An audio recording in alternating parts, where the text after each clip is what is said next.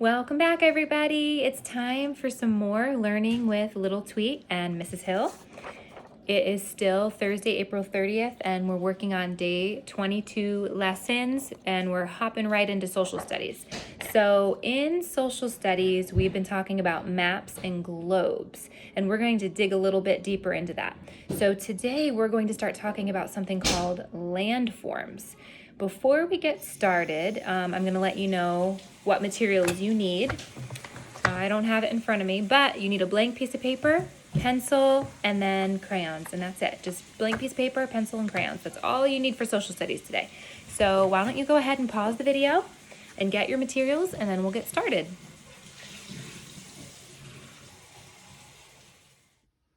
All right, everybody, our social studies lesson today is about landforms. A landform is a natural feature on the Earth's surface, not made by humans. So we actually are going to see some examples of landforms in this video.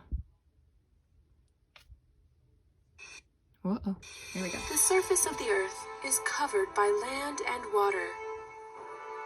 We have special names for different kinds of natural features, or landforms, on the Earth's surface. Come explore with me the Earth's landforms.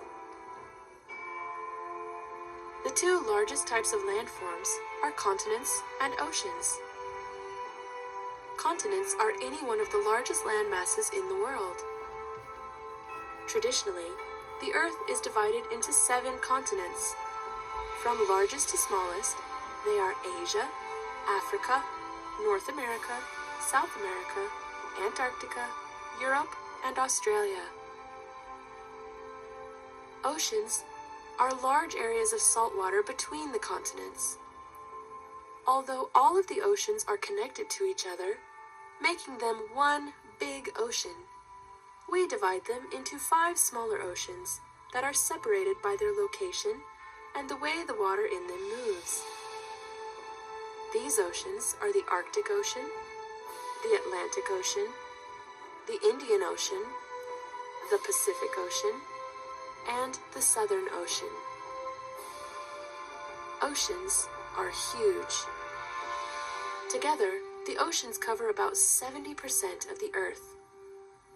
The Pacific Ocean is both the largest and the deepest ocean. It covers 1/3 of the Earth's surface.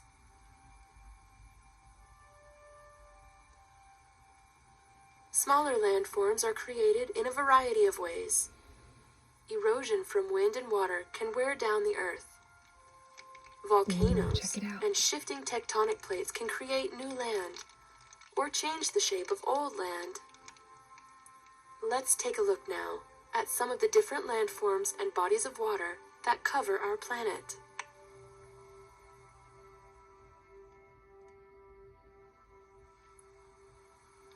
Mountains are some of the biggest and most recognizable landforms. They have steep sides and high peaks that stand out from the land around them.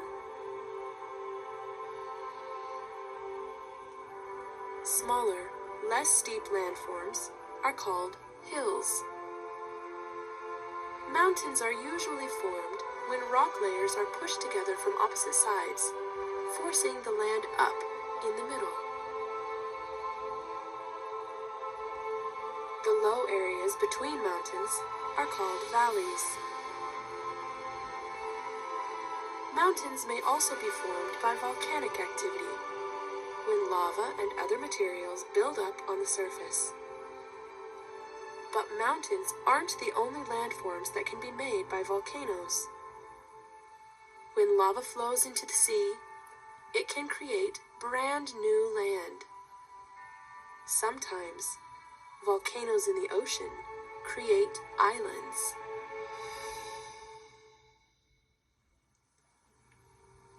An island is a piece of ground that is completely surrounded by water. Islands can be big or small in any part of the world. The biggest island in the world is Greenland. Australia is bigger than Greenland, but it is so big that it is called a continent instead of an island. Okay, so we learned about a lot of really cool landforms in that video. There are a lot of other kinds, but those were just some of the basic ones. So let's just quickly review what that video covered. So it talked about continents and the oceans. Now, to me, oceans, that was a little bit confusing because we call these land forms. So it was surprising to me that an ocean is considered a landform, but it is. Volcanoes. I loved seeing those volcanoes erupting. That was so neat. And then mountains are landforms.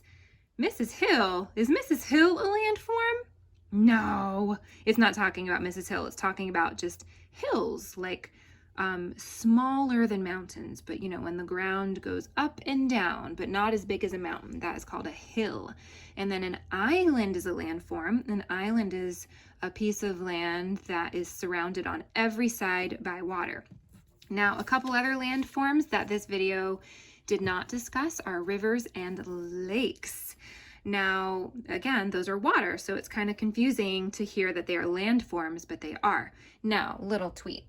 Do you know why we are learning about landforms? Well, it is because landforms can be represented on maps. It helps us to know where different landforms are, and sometimes there are different symbols to represent landforms on maps. And we're not going to dig into that very much today, but it's important for us to start learning about what landforms are. So here is our assignment for today. Here's what you guys are going to do. It says, draw a picture that includes at least 3 landforms that you see near where you live. Be sure to label each landform. Okay, so what I'm going to do is I'm going to get a blank piece of paper and I'm going to sketch this out first with pencil, and then I can color it in and label it. Now, here's my list of landforms. I don't live near the ocean. Oh, I hope you don't live near a volcano.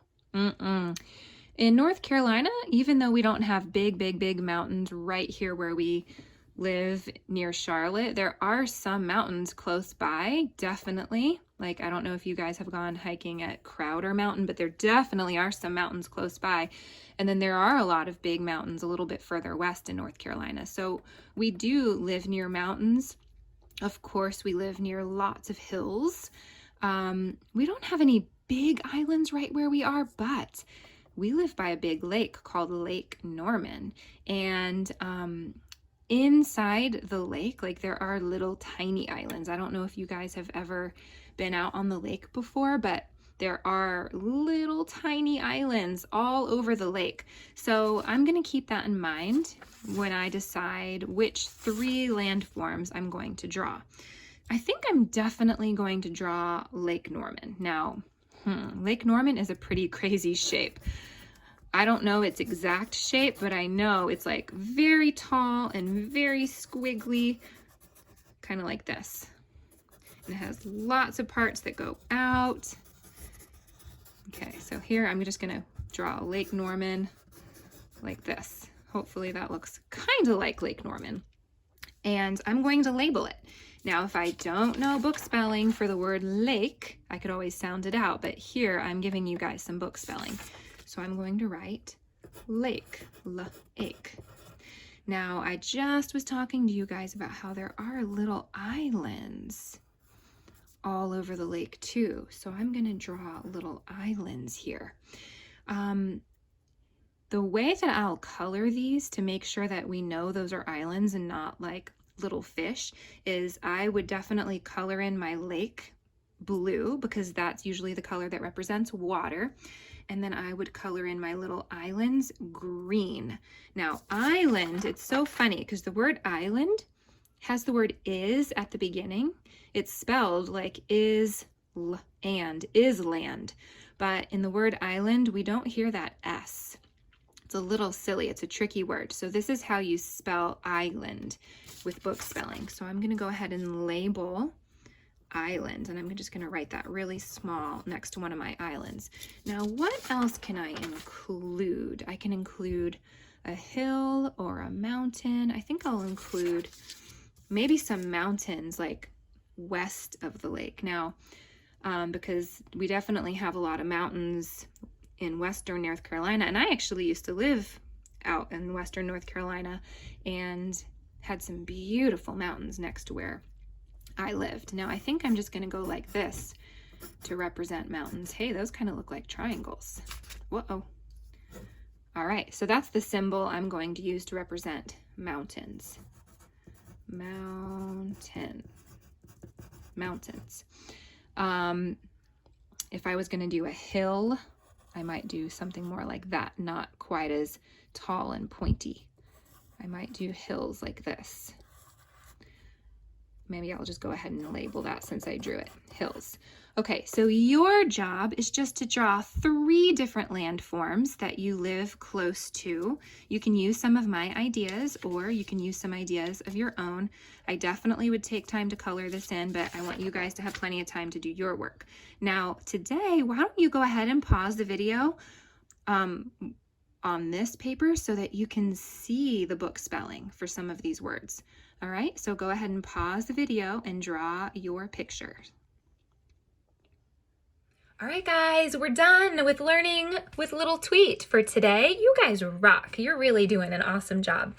Don't forget to save all your papers because I bet your teacher's going to want to take a look. I know I want to see what awesome work friends in my class are doing. Thanks for another great day of learning, and we'll see you again tomorrow. Bye.